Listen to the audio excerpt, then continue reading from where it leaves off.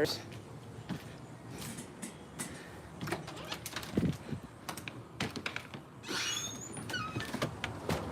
I was down the stairs.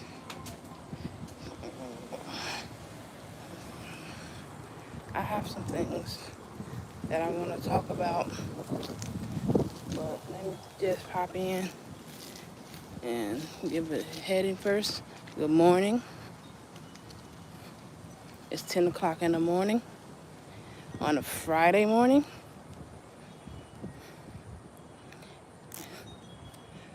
And I have a few things that I want to get off my chest. So I'm going to do it while I walk, as I listen to the sounds of nature, as I listen to the sounds of life, and try my best to clear my mind of negativity and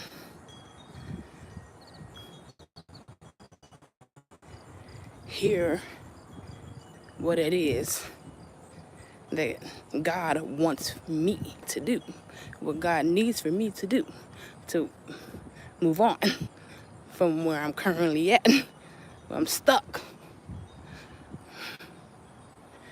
I'm tired of being stuck. Something needs to change.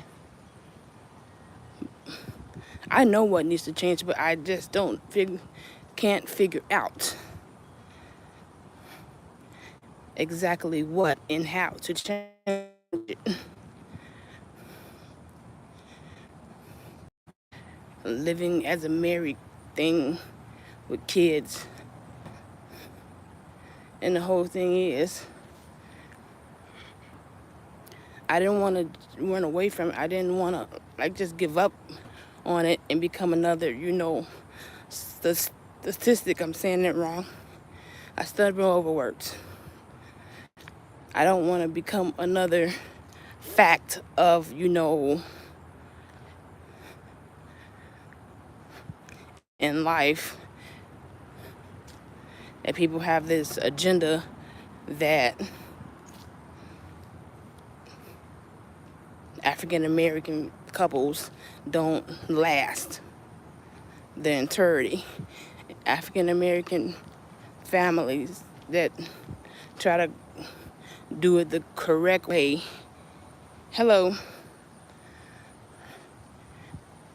end up with disabled kids like autism or whatever, and don't see it to the finish line. And I tried, but it's not working. And the funny part of it is, I kind of saw bits and pieces of it from the beginning, but I'm like, okay, there's going to be trials and tribulations. There's going to be some things that you're going to have to test out to finish it. Okay, no marriage is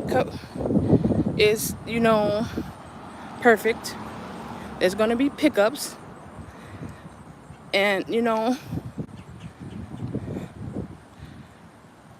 I'm going on a walk. You like my hair? Is that what? Thank you. It's just in its natural state. I took my hair out a few months ago and washed it, but I didn't figure out what I wanted to do with it after I took the braids out over the summer. But to be tied into a group of people for more than half of my life, because I'm 39 and my oldest child is 20. And these group of people never really wanted me there in the first place. And I'm trying my best to be very strong and be not determined, but you know what I'm saying?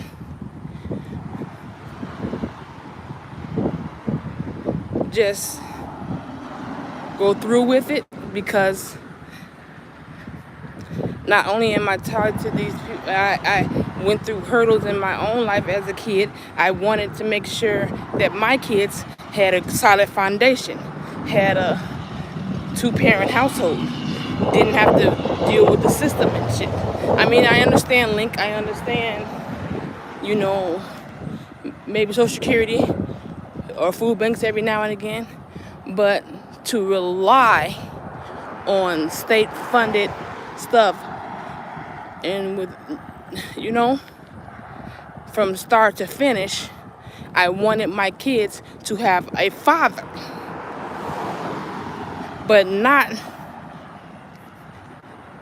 so much anger, so much stirring up the pot, you know. No, I'm not sad. I'm not sad at all. I'm just stating reality. But when you're married and there's always conflict and there's always chewing you out, and you're married to the person while he's still living in his mother's house, so your in-laws are attached to it. Yeah, when you marry a person, I understand. You marry into their family. But most people have their own separate house, not in the same house. And every time the family moves, I have to move with them, whether it's closer to my family or further away from my people. I have no people. All of my family are in Chicago, in multiple different neighborhoods, while his are all over.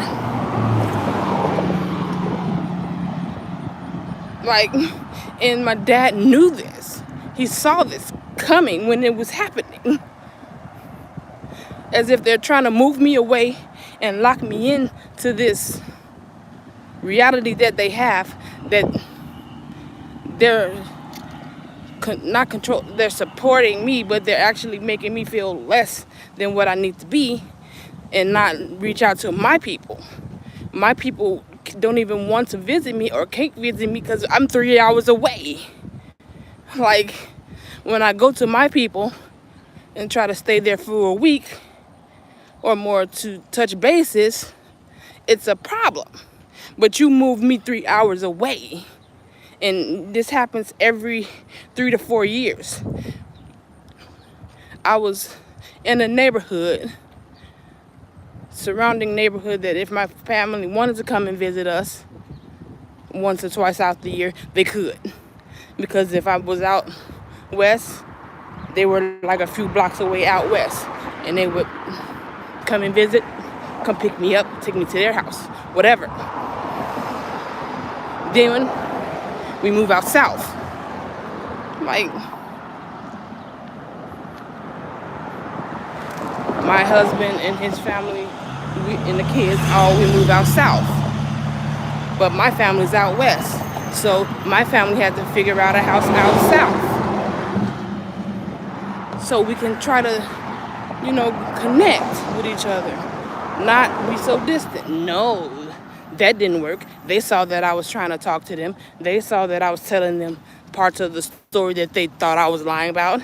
But in reality, they know that I'm not. Because who would make up lies? For what reason? Clout? No.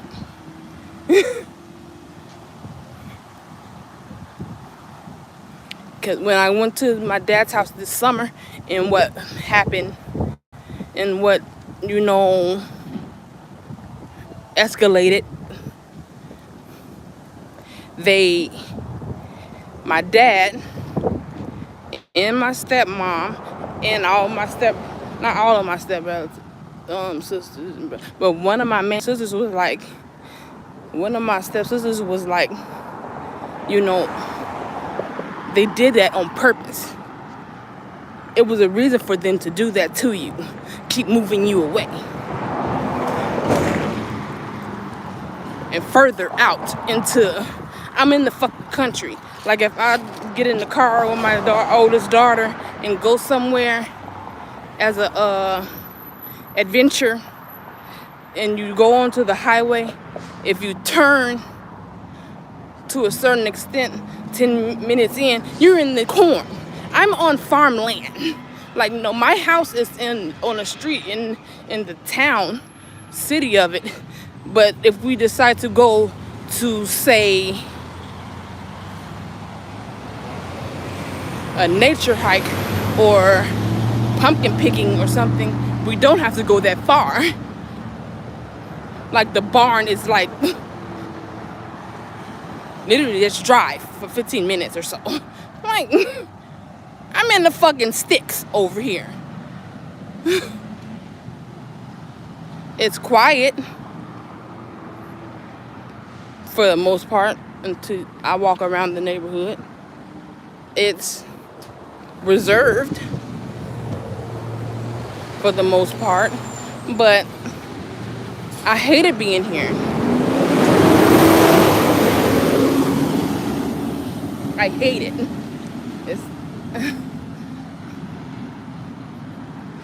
Especially since I'm not wanted here. I'm not. I haven't been since day one.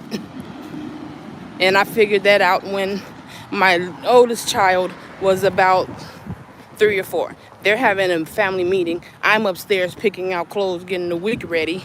And, you know, the husband says that before I moved in, they all had a conversation about if the older sister, his, wanted me to move in or not, and had a battle, an argument about if she gets upset with me, to go to the dad first.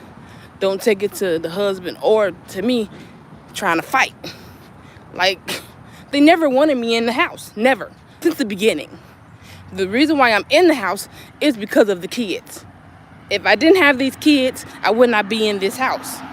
Like,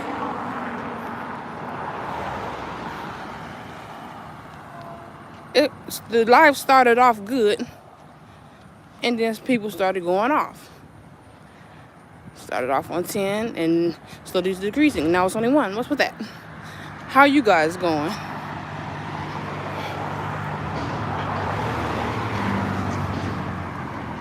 I just basically took a walk around my house, trying to clear my mind, but also get my steps in and my exercise. But it's too many cars. I'm trying to make sure I move out the way. I have a like. Thank you.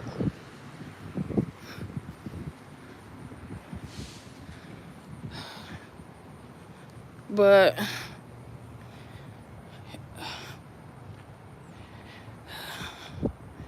whenever I go live, the people that I usually pop in to see on their lives and watch their videos, because I'm subscribed to, happen to never see that I'm live to pop in and give their input. But all right.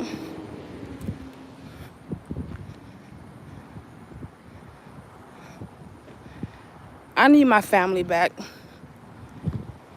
My family, my dad, my stepmom, my sisters and brothers, mine, not Michael's, Senior's, father of all 3 of my children. That's an accomplishment. I achieved that, but at what cost?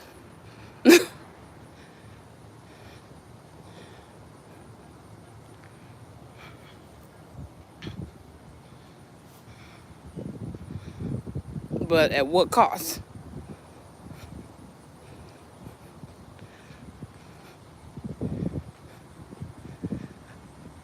I tried it. It didn't work. And like my sister said, my stepsister, I have sisters.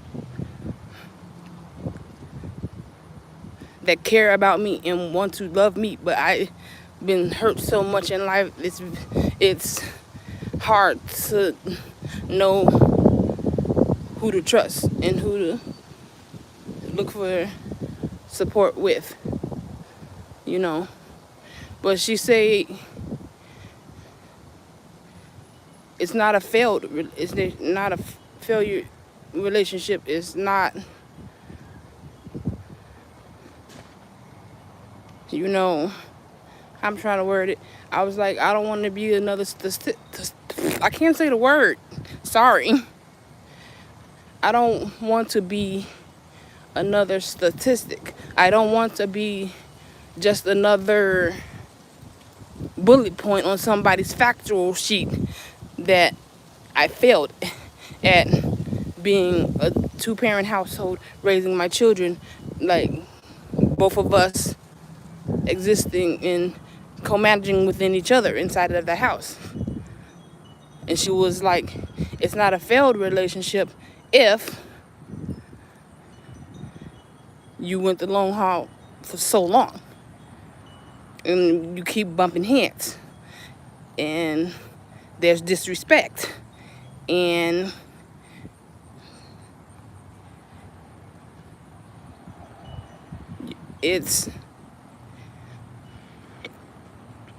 they're not helping you. They're just pushing you down more than you already are by yourself. And they're blaming you for the problems that arise. When something gets broke, they put your name on it. Your kid is sick, they label you for that. When it's a known fact, I don't have anything wrong with me health-wise, other than I might get short of breath, other than I might eat, the wrong foods or something. But I don't have any diabetes that I know of. I don't have any high blood pressure that I know of. I don't have any mental depression. I have, but I can learn. I'm not slow. Not that I'm saying my kid is slow, but none of my relatives that I know of has ADHD, has autism, has mental stuff that helps them. I don't know how to pronounce your name, but thank you. Hi, Jasmine. Who is Adish? Adish? ADESH. Thank you for new subscriber.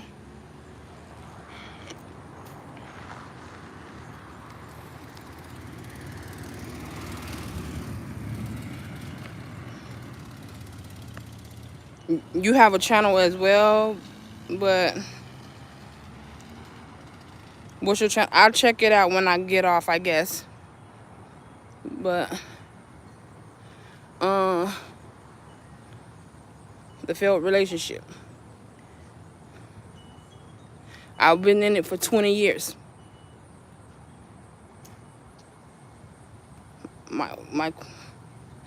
Adish, official 07. That's who I was talking to, but my blocks are kind of short, and I have more that I want to say, but I guess I can stand on my porch and do it. I already did a whole circle and a half, but I talked to my oldest child yesterday. She's 20, and she has her own apartment, and I went over there to help her tidy up. Not necessarily clean, but tidy up. I had to do her dishes. Well, I didn't have to. She asked me to do her dishes, and she asked me to clean out her trash bag, and she had homework to do as I was over there, and we were talking, and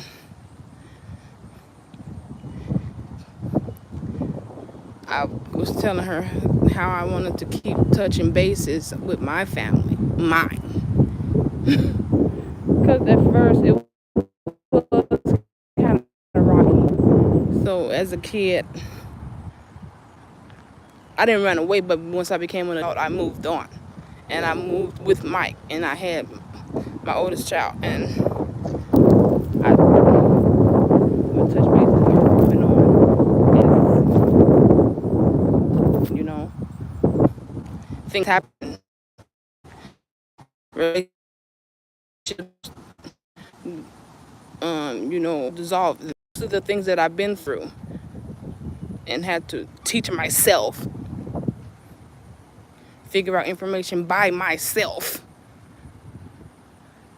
has been a lie. I've been through so much. I could literally write a book, like for real. But as I was talking to my daughter, and we came to the conclusion, because she kind of knew already, because when you have your oldest kid, they go through it with you. They live life with you. They see how you're hurting, and they want to help you, but they can't because they're kids, So to tie up the loose strings, they get the other relatives involved, like her granddad. Maybe even her uncles that are her granddad's brothers, or my brothers, or their cousins and shit like that. So she knew. And so when she got old enough to try to organize these vacations and these regrouped connections, she would be like, hey, we haven't been over granddad's house in such and such amount of time. When do you think you want to go back over there? And she'll plan it. Because she knows. And she supports me. And I love her for that. When I have these conversations with her, I wish that she would keep them between me and her. I mean, include grandparents, because sometimes I don't know how to put the words together. But, excuse me, I don't want her to tell her father, because it's about him. And he stresses me out, because telling him is when he wants to curse out people. He wants to be rah, make a mess. Rah. He asks me my opinion on what I want to do, but then when I get to start to speaking, he wants to put it all on me. Like no. I get PTSD because, yes, it's been going on for 20 years, off and on. Like, that's why I made this channel. Because I have to get my part of the story out. I can't keep being hush quiet. I can't keep being sweep it under the rug while they're attacking me for no reason, because I'm the most respectful person as there is. Like, I wouldn't harm nobody. I don't get loud until you come loud at me first. Multiple times. Just gonna keep blaming me. Just gonna keep disrespecting me. Saying whatever the fuck you wanna say.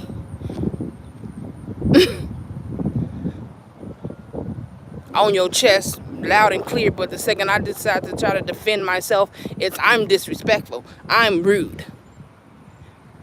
You don't have depression. That's just an excuse. Like, bruh. Depression is not chosen as a multiple choice. Fill in the bubble. Like,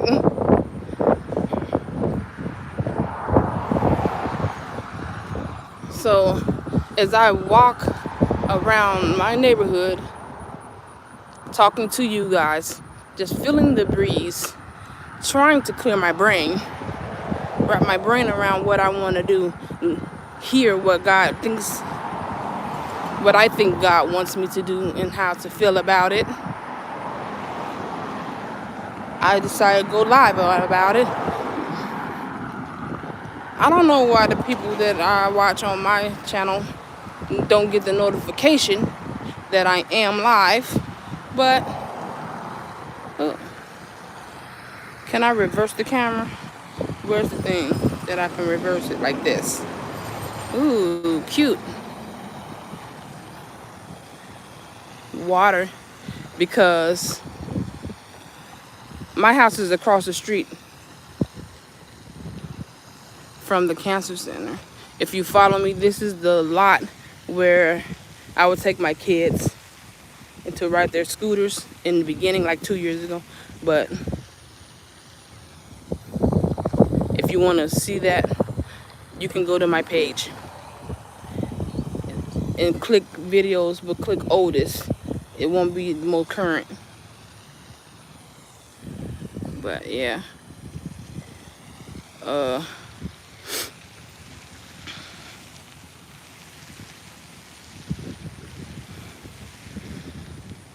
Something needs to change, and soon. I can't go over there to my family's house right now because we're in school. If I decide to go over there for Christmas, maybe, I don't know. We have to make sure that it coincides with school. We went up there for summer because we was out for summer break, and we went over there for the week. But then when we came back home, it was like 3 days, maybe 4 days before school started back in. Because we start school early out here. I want to sit on this bench because I'm tired of moving.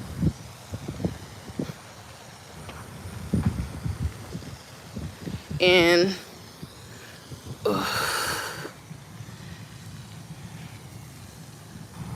the thing about going up there for Christmas is it snows. And in Chicago, the snowstorms can turn into blizzards.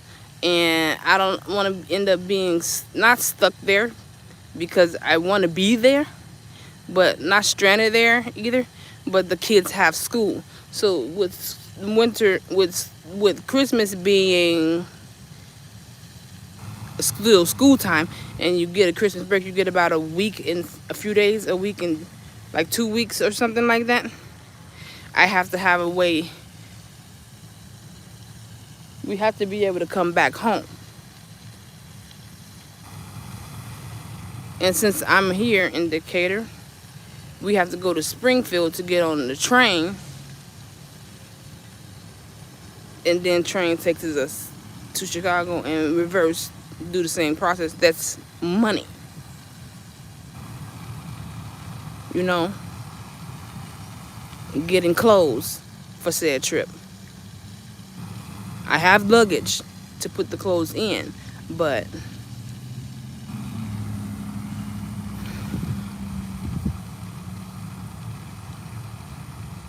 the last conversation that I had with my father was about moving out from where I'm at and being the single parent. That's why I keep saying I don't want to go that route, but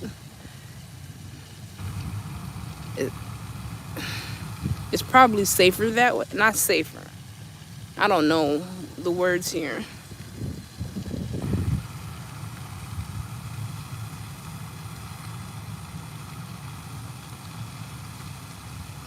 I go through a lot, and to have to raise the son with autism. Can you see my skin color?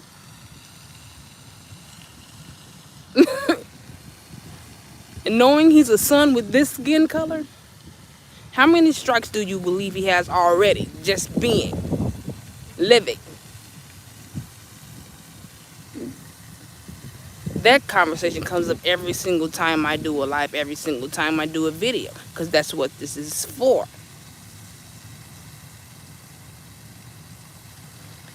He speaks,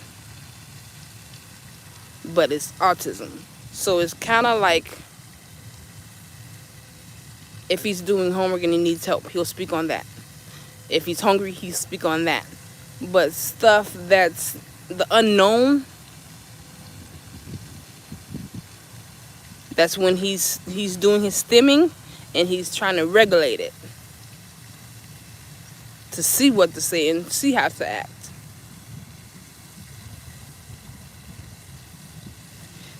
So raising him while dealing with my anxiety of raising him in just life in general. Plus I have another daughter, not the oldest one, but one that's stuck in the middle. And they're only a year and so apart. So she's 11 and he's 10. He just made 10 in September. Choices that I have to make as a 39-year-old mom of 3 in a household that doesn't want me there.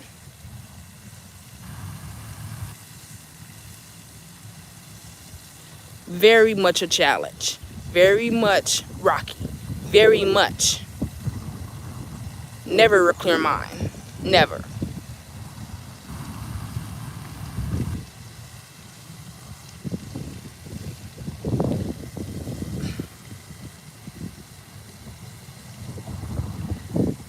I shouldn't say it's all bad because the husband, he cooks, because I don't know how to cook. I knew how to cook, but my children don't eat normal foods. Because Junior in his autism, he has texture aversion. Like, if he doesn't smell the syrup from his pancake sticks that he usually eats, he's not going to eat it. He's not going to eat any vegetables. He prefers chocolate milk over anything to drink. He drinks water here and there. He drinks Kool-Aid here and there. But you know, my life is very different. It might seem strange to normal people. Normal for me is not going to be anything equal to yours. Then my middle kid, she's average. She's 11, but she eats what she eats.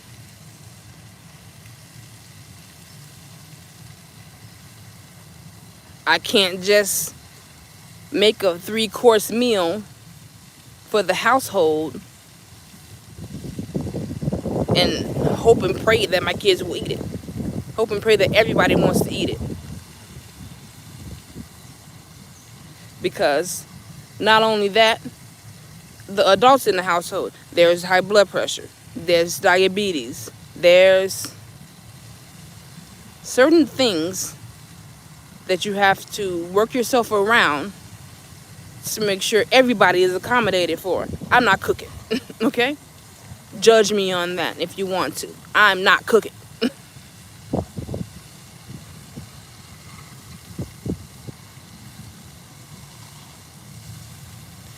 But everything else, I'm the one doing everything else.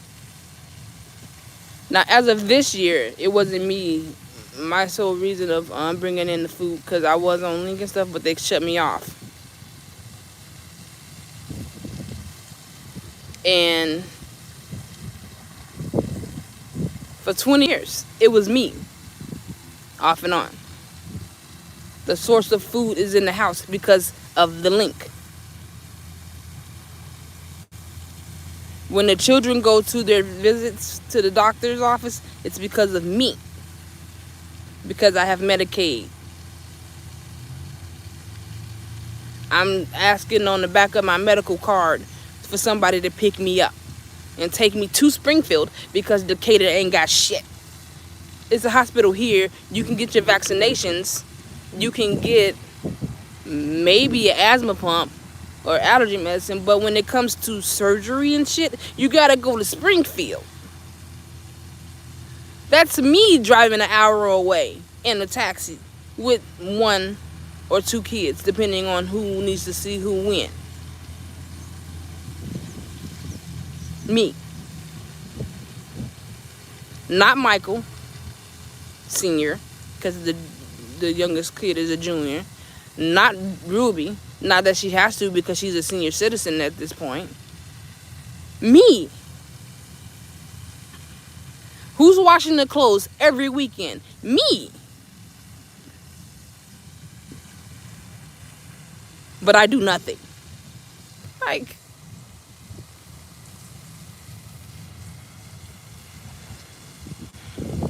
when I say I need a break, I need a fucking break. And I'm going to start taking it regardless of how everybody else feels about it. Because how the hell do you expect me to not only clean the house, have food ready for you to cook, plus work, because society wants me to work outside of the house when I have to be at the house to get my son off his IEP bus, plus exercise and be mentally okay with everything, with this fucked up shit that I have to deal with. Just cope through. Fucking push. Like, no.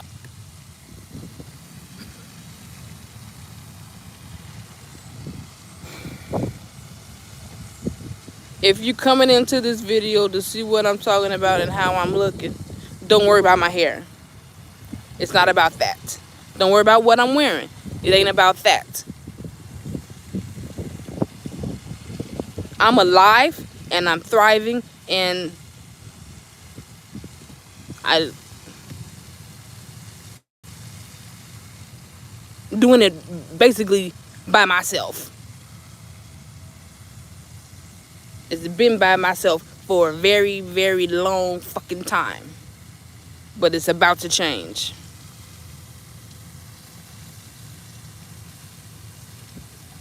I just need to know who I can ask. I need to be able to trust the universe basically at this point on who to ask for the help. Who's going to be part of my village, part of my community?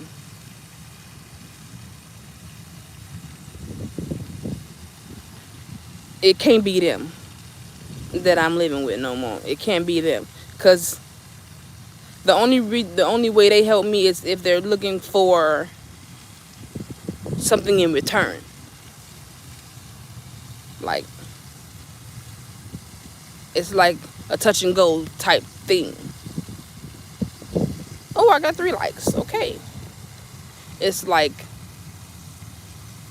if I tell them that I'm going through a storm right now, I'm going through my depression right now, I need help, can you help me? They're like, oh, don't let that happen.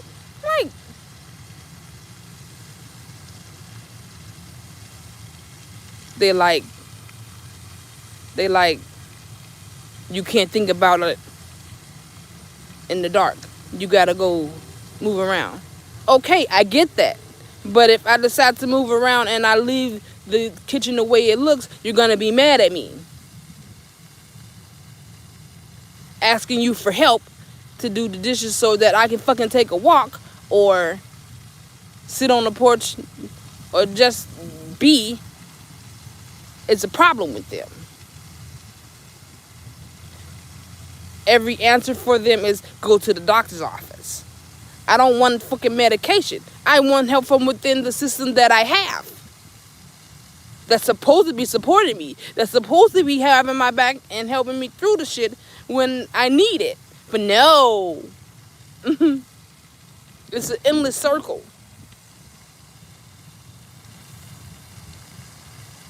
It takes 2 people to make a child. And then you can add the other people like the grandmas, the uncles, the aunts, whoever. But it takes 2 people to teach a child, to raise a child.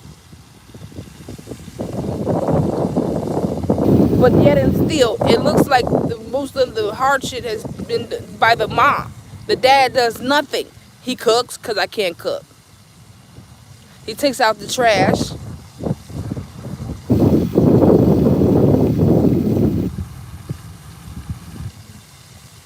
My health, physically and mentally,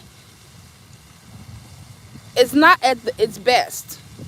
I don't want to go to the doctor's office. I'm nervous about the doctor's office.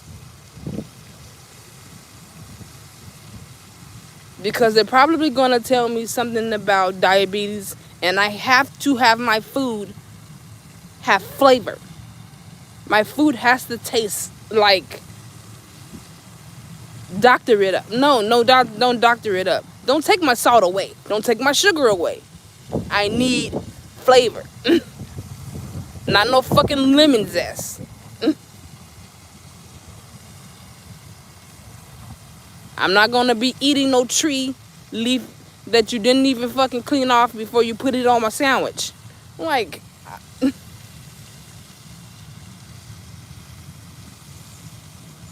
if I go to the doctor's office to get evaluated for my depression that I know I have, because I got that checked out a few years back, and I was getting, not therapy, but like a person would come to my house to see when I could touch bases and what medications to get, if I needed glasses, what type of stuff I needed. I didn't want it that way.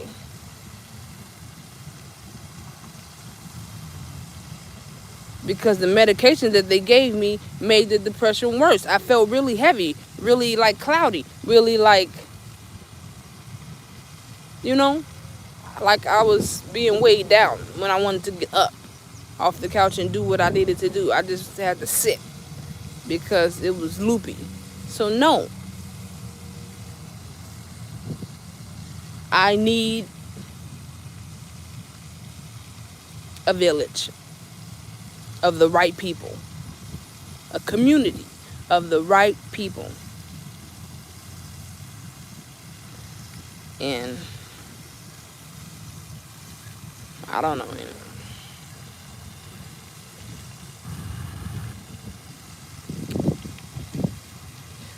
My people, my family back in Chicago, they don't, they may be really upset at me. They might be mad at me. But they still respect me. They don't chew me out about it. They don't push it to the side and make jokes about it. I have a niece that's about 7 years old right now. I never seen her until this summer. And she knows that she's my niece, and she calls me her aunt out of respect.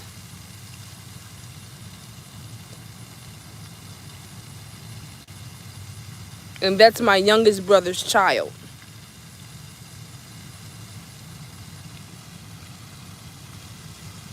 Like, they don't have that type of thing here at my house that I'm living in with Michael Sr. At my dad's house, since I touch bases with them off and on through Facebook, and or they might watch my channel here, and they know that my baby, not my baby because he's 10 years old at this point, has autism. So he eats what he eats. And so as we're going through their house, and they're like, touch bases with me on what we need in the house so that he can eat. He won't starve. He'll have his nutrition.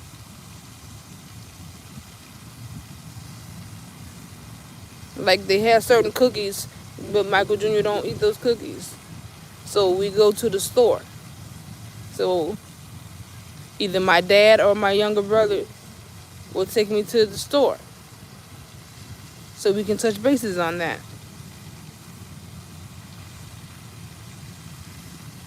After doing what they need to do with their kids or from work, on the way home, they'll send a phone call. A bill collector, most likely. I just declined it. Hi, Jess. And they'll ask me if I need something. That whole week while I was there, my dad would do that off and on. See, he wants to help, but he wants me to let him know that he can help. And that's where I'm stuck.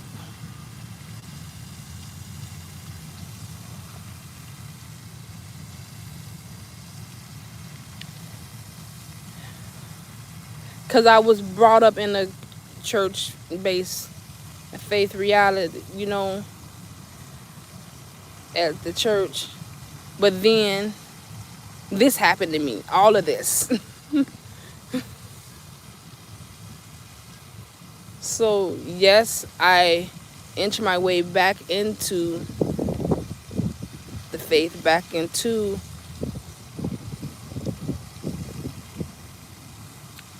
church-based stuff, like gospel hymns and stuff for answers. But my life is fucked up, and it makes me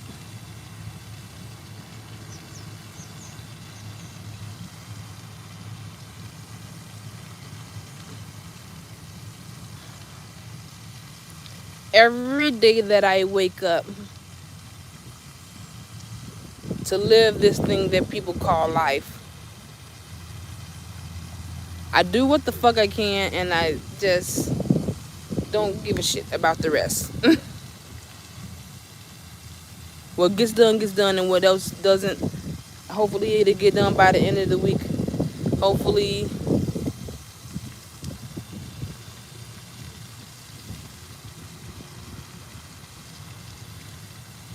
I don't die in my sleep, because I have nobody. Well, the people that I have aren't near me. And sometimes I'm scared. I'm nervous. Because like I say, I have anxiety.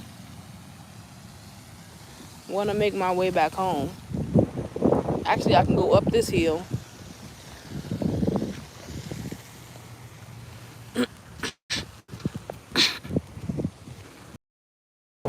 I'm getting ready to end the live because I've been talking for almost 50 minutes. This is a parking lot, so I don't want to get hit by cars. It's the parking lot of the cancer center.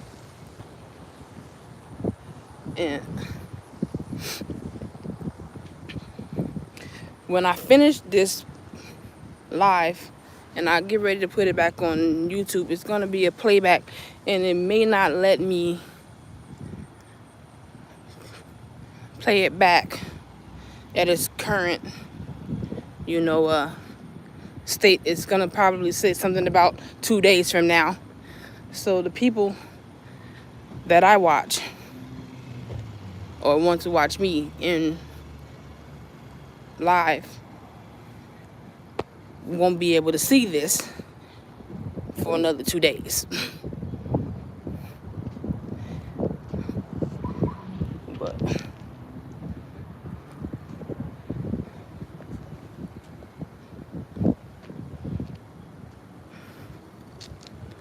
I have to get my hurt out. My story on what I've been through out. And I can't say it within the house. I can't even say it on the porch, because whenever I get ready to do it on the porch, they see me there or hear that I'm there because I close the door, and they want to pop in, but they don't want to be part of the video either, which is weird. Like, strange people. But yeah,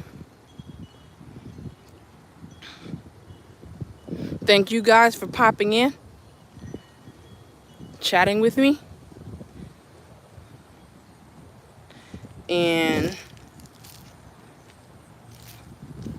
if you subscribe to my channel, watch a couple of my videos, give some feedback, I'll see you guys in the comment section.